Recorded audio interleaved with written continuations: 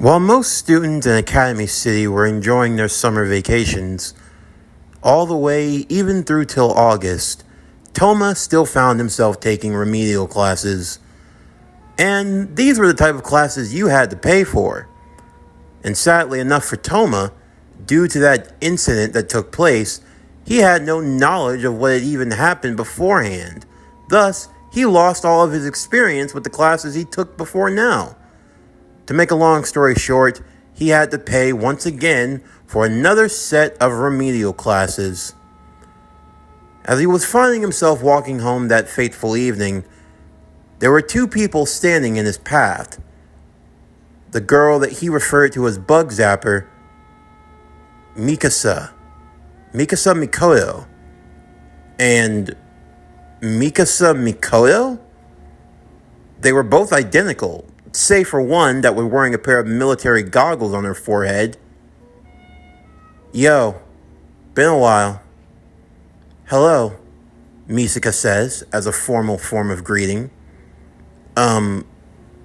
Hi, why are you, and there's two of you? Twin, I take it? And yeah, she's my sister, don't worry about it. Look, I need your help with something. You up for McDonald's? The trio went to have an evening dinner of French fries and McDoubles, as Mikasa would get to the point. "Look, when I helped you over the summer with your little nun and her memory erasure and the sorcerers and all of that stuff, and you blew up almost the city, yeah, you owed me a big favor, and now I'm calling it in." A favor? The truth was, Touma didn't remember this favor, but she didn't come off as someone who would lie about this, and given what Index had gone through, he was pretty certain that he would have offered her a favor in exchange for her help. He remembered, at least from the memories that were flooded back into his mind so far, that she did help in that fight against Psycho Pirate when he tried to take over Index's body to try to take over the grimoires. For all of her sacrifice, then it's only fair that she would have wanted to be compensated. But what could she have possibly have asked for? "All right, it's only fair that I help you," Touma said. "But what exactly do you want from me?" "First, I want to see one of those sphere thingies that you use." "My T-spheres?" "Yeah, those. I want to see it." Touma would dig into his backpack with his left hand, making sure not to use the right. As he pulled it out, he handed it over to Mikasa, as she and her sister would examine it. "Have you ever seen anything like this before?" "No. This type of technology, it's far beyond anything we've ever had in Academy City," Mikasa says as she examines the technology. "Where on earth did you get something like this?" "You wouldn't believe me if I told you. Try me." Okay, well, Touma would have to recall what had happened, based off of everything he had been retold. Recalling that night the two of them had gotten into that fight on the bridge, the night he had been recruited by Michael Holt, aka Mr. Terrific, the night he had been trusted with Index's safety. "No way! So you're telling me that some costume technological superhero recruited you, gave you some super awesome tech, and then sent you on your way? And not only that, but you're saying that he was actually going to recruit me, but instead chose you? Oh, come on!" Calm down, calm down, calm. "You look like you're going to blow a gasket." "Shut up. Just shut up. I don't want to hear it from you. Anyway, that's all in the past now. Do you even know how these things work?" "I'm still trying to figure it out. I know there's a lot of stuff they can do. I'm honestly still concerned about what they can't do." So you haven't even pushed them to their limits? I'm surprised you haven't gone on a full shopping spree. I mean, with tech like this, you could manipulate financial records, computers. You could hack into almost anything, change the world. You could even do something perverted. Come on, like I'd ever do something like that. Although, Touma would never say this aloud. Perhaps, maybe, and this is not to confirm or deny, perhaps he broke through a couple of firewalls. Perhaps he saw a couple of sites that would have made you have to pay a certain fee, but with the T-Spheres, you didn't have to pay those type of fees. But again, he will never confirm or deny these statements. Still, with stuff like this, it's pretty dangerous. And the fact that you're just going around Academy City with it and no one's even tried to stop you? Well, I think it's more to do with my status than anything else, Touma said. As far as anyone's concerned, I'm nothing more but a level 0 Esper. I'm nothing special. So, I doubt anyone's going to come after me. Oh yeah, you are just a level 0. Still, gotta admit, it's pretty impressive. You could finally move up the ranks if you wanted to, and no thank you. Huh? No thanks. I don't want to move up. What do you mean you don't want to move up? It's not safe. If I move up, I draw more attention to myself. That wouldn't be good for me or for Index. Oh, so now what? You're gonna start playing that mild manner crap? Please. Touma, you have the gifts to be exceptional. You could be and do anything that you want, and that's not the point. As long as I'm able to get an education and take care of what's important, then that's all that matters. Nothing else really comes to mind. Next thing I know, you're going to throw on a suit, comb your hair down, wear a pair of glasses, and work at a newspaper factory. Huh? Mild-mannered Touma Kamijo. Then you'll be zooming through the air, flying faster than a plane. Or maybe you'll go faster than a locomotive. Mika said detects a level of sarcasm, Misaka says. So, what's the deal with your sister? And with the high military fashion wear, and that doesn't concern you right now. All that matters is the favor that you owe me. Speaking of your favor, what exactly do you want? I have some targets, and you're going to help me hit them. Targets? Look, if you're trying to kill someone or do something illegal, count me out. I don't care what favor I owe you. We're not doing anything illegal. We're not killing anyone, and trust me, these targets have it coming. Sure, and I'm just supposed to take your word for it? Oh, please. Like I haven't been keeping track of what you've been up to? Running around with your little sorcerer friends? Playing dress up with a makeshift superhero? And what's the deal with those girls, by the way? Girls? What girls? You know the girls I was talking about. The ones that hopped on that bus and drove out of Academy City. You know the ones. The busty-chested, pink-haired one. The big-boobed, blue-haired one. The one that looked like a little witch. And the short, chopped-haired, cut... You know the... I see you like girls with big boobs. First off, Touma said, I don't even know much about those girls anyway. They were from out of town anyhow. And second of all, how do you know about... We've been keeping a close eye on you, Misaka says, as she pulls out her laptop. You've been quite the busy boy, Touma, the original Misaka said. It seems like you're always getting into one thing after another. Of course, it's in your business, so I won't pry.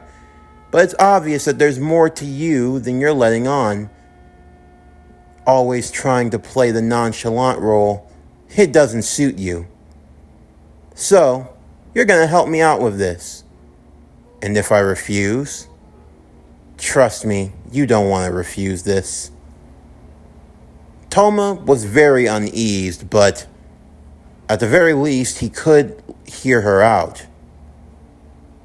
The plan was simple.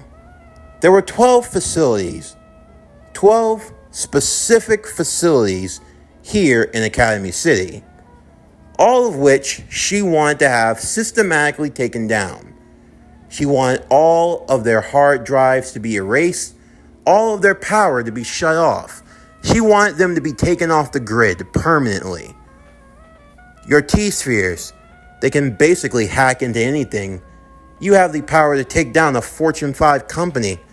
So, taking down some powerful science laboratories should be no big deal for you. That's what we're doing? Taking down laboratories? Yeah. They've been running some very illegal experiments. What kind of experiments?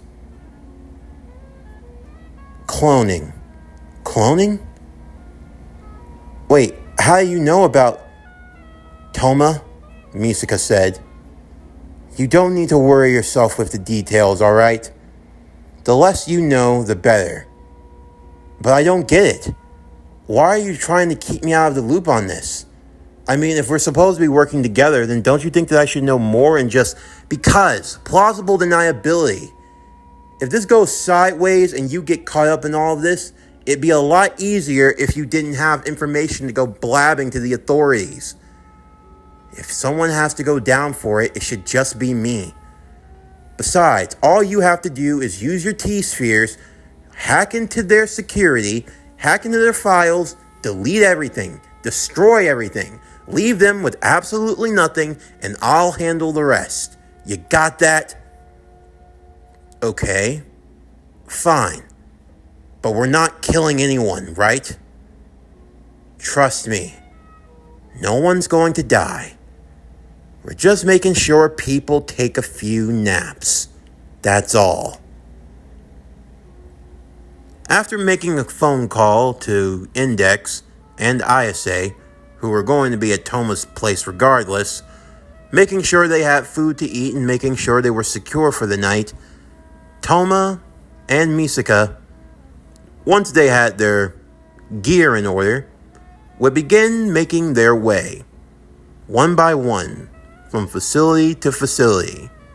Touma using his T-spheres, hacking into the security mainframe, shutting off the cameras, destroying evidence, destroying everything. Mikasa using the cosmic railgun staff, shocking away all of the security and anyone that tried to stop them. They moved like silent bandits all across Academy City. By the time anyone could figure out what was going on, the damage was already done. By the time the sun had risen, for the two of them, the job was finished. I have to say, you do pretty clean and efficient work when you're not babbling about like an idiot. Forgive me and my rotten luck. What's up with the freaky mask on your face? This is the T-mask. It's how I use the T-spheres. The T-mask? Yeah, it can appear and disappear on my face. Whenever it disappears, it's just as a form of incognito. So you don't have to take it off. So you control the spheres telekinetically with your mind. Pretty much. So were the T-spheres how you beat me back then? No, it's actually something else. Something else? It's something to do with my right arm. I can't fully explain it, but for whatever reason, I can seem to affect anything that's supernatural. Nothing can affect me. Powers, whatever they might be, they're pretty much useless. So you're an Esper. I'm not. A sorcerer? I'm not a sorcerer either. Then what the hell are you? I don't know. So, you're not a sorcerer, you're not an Esper. Gemstone, maybe? Definitely not that. Then I don't know what you are. You're probably a freak. Yeah, maybe I am. Still, consider our debt officially repaid. I won't bother you anymore, Touma Kamijo. With that, Misaka would walk away as the sun began to rise over Academy City once again. For Touma, life would continue on as normal, with not much more for him to worry about. About 2 weeks later, as if by chance, he ran into Mikasa, at least the Mikasa sister.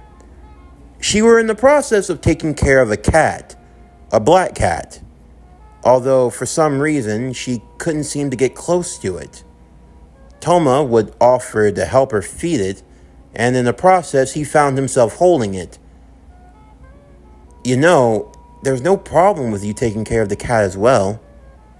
That would be insufficient. Due to the electromagnetic field around my body, it would be unwise for me to have any close contact with the creature in question, Mikasa says upon evaluation. Well, the cat deserves a name. Dog. Huh? Mikasa chooses the name Dog, Mikasa says. I don't think Dog would be a good name. I think it should be something a little more sophisticated like Nelson Mandela, Mikasa says, finding something more sophisticated. Definitely not Nelson Mandela. Come on, now you're going too far. Dog, then. As they were making their way back to Touma's home, Touma would stop as he had to go to the store. Before entering inside, he threw the cat back to the Mikasa sister.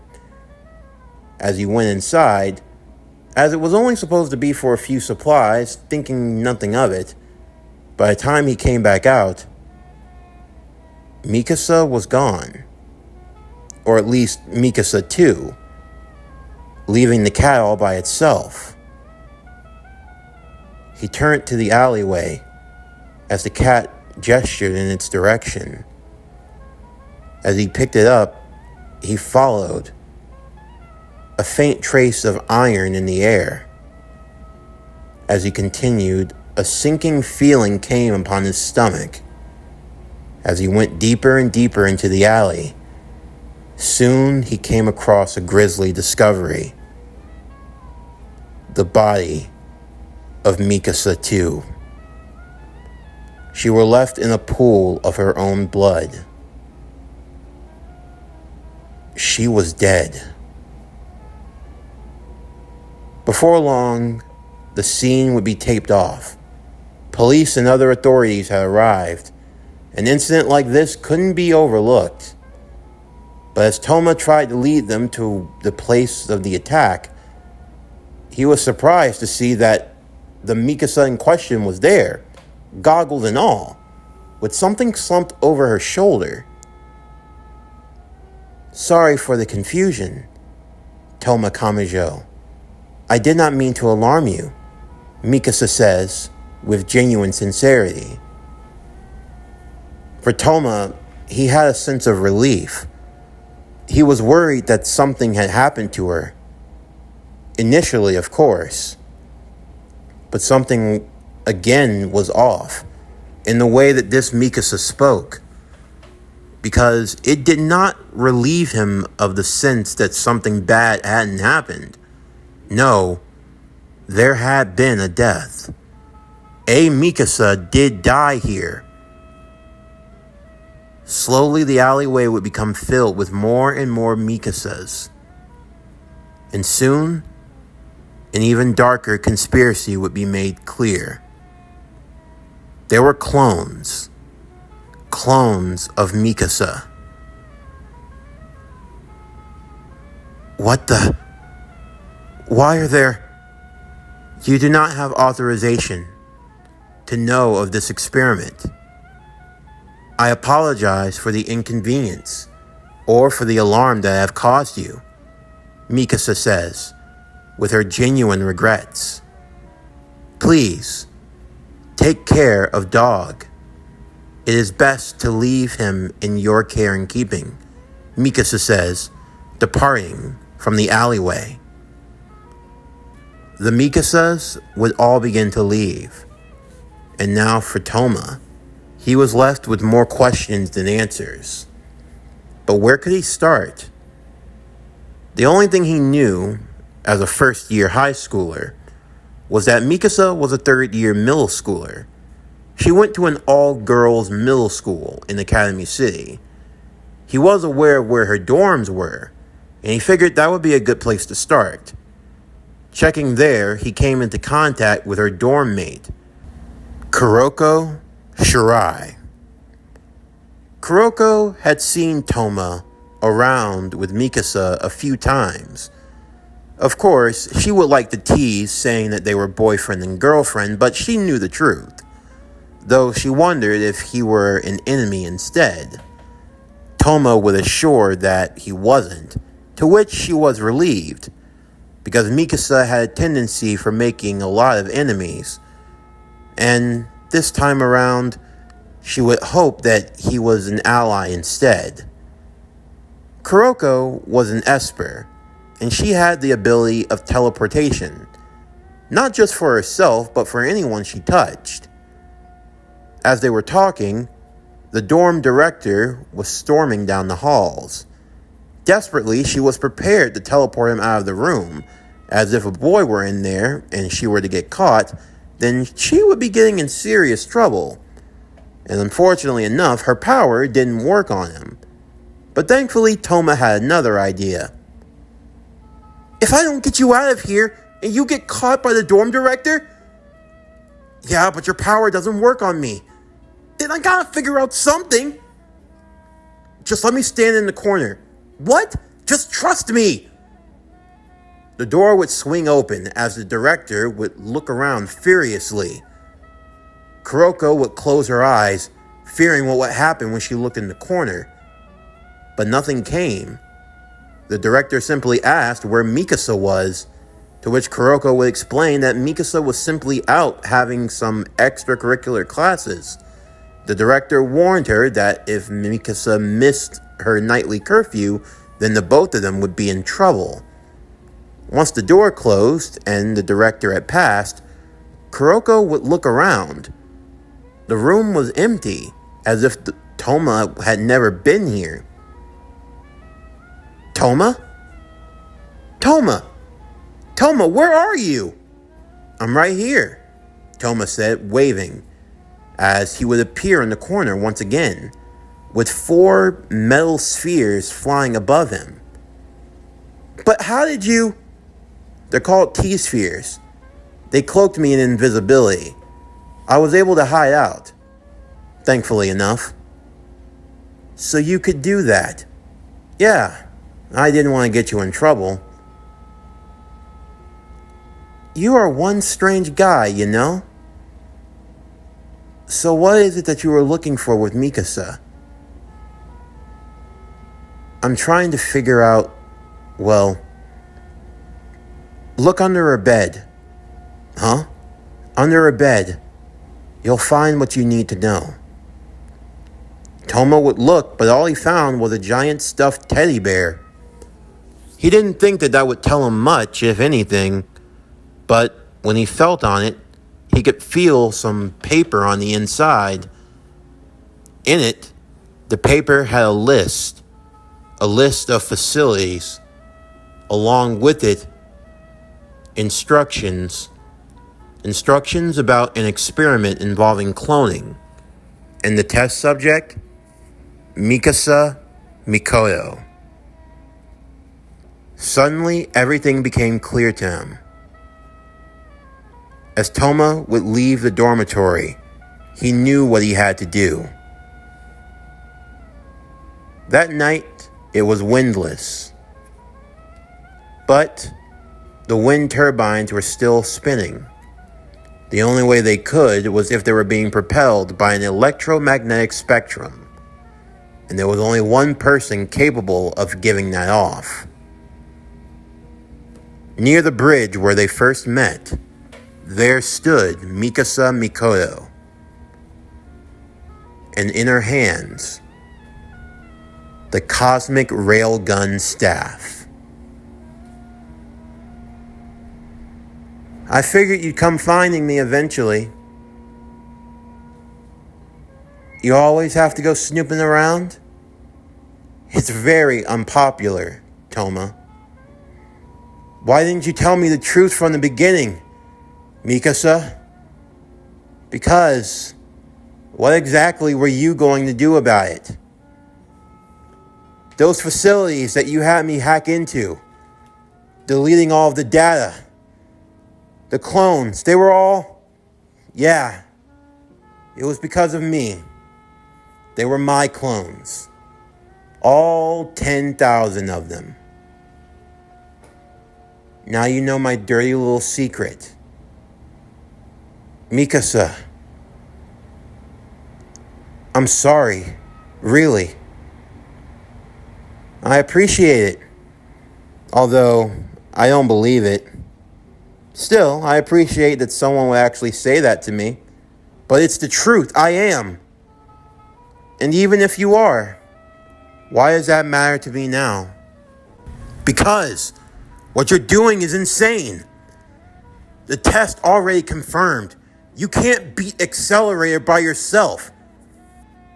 Yeah, but I don't actually have to beat him by myself. All I have to do is take him out with me. I do that and the experiment comes to an end. But at the cost of your own life. So, why does that matter? If one life is all it takes to save 10,000, then it's not even up for discussion. It's crazy, isn't it?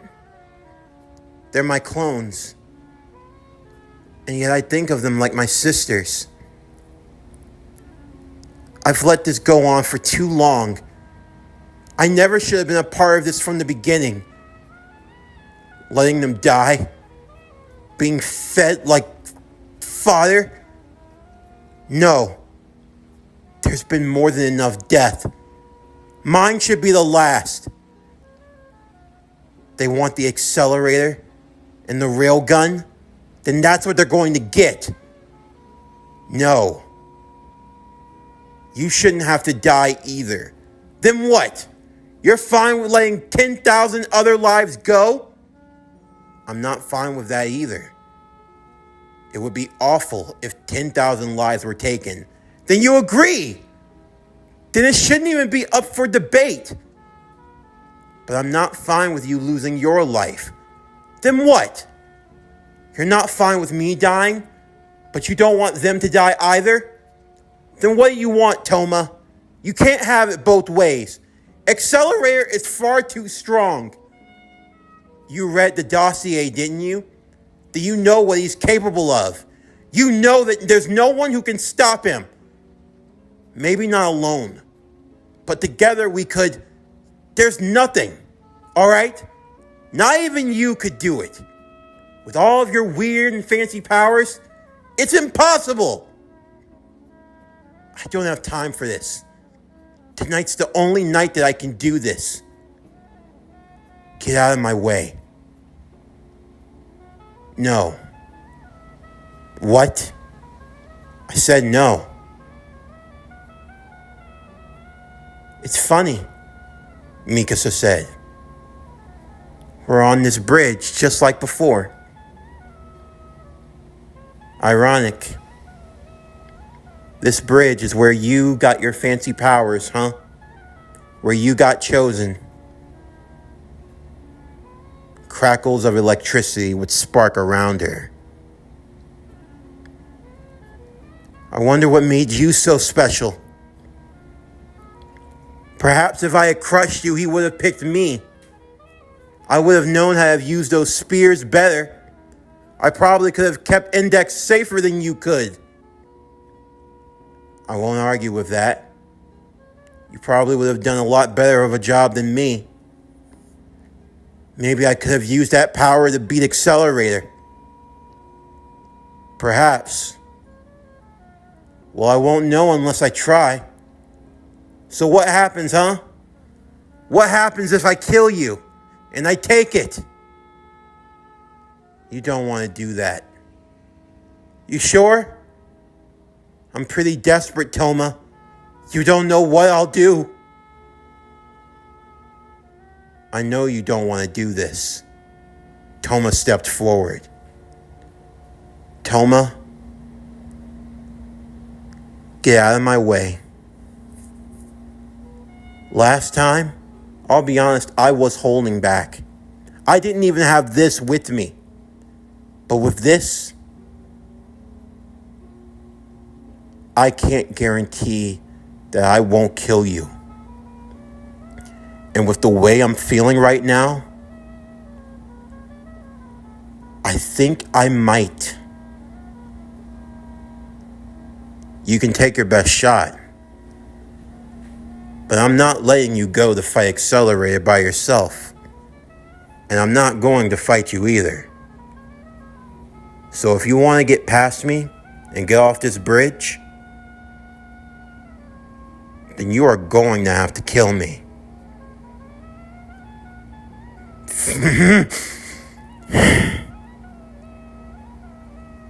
Touma? Mikasa took out a pair of goggles and placed them on her face as she raised the cosmic railgun staff, pointing it directly at Touma. And Touma, with his 4 T-spheres floating around him, raising his right arm. I'll give Index my regards. Do what you gotta do. With pleasure. In that moment, the world would go silent as the standoff between the cosmic railgun and the Imagine Breaker would begin.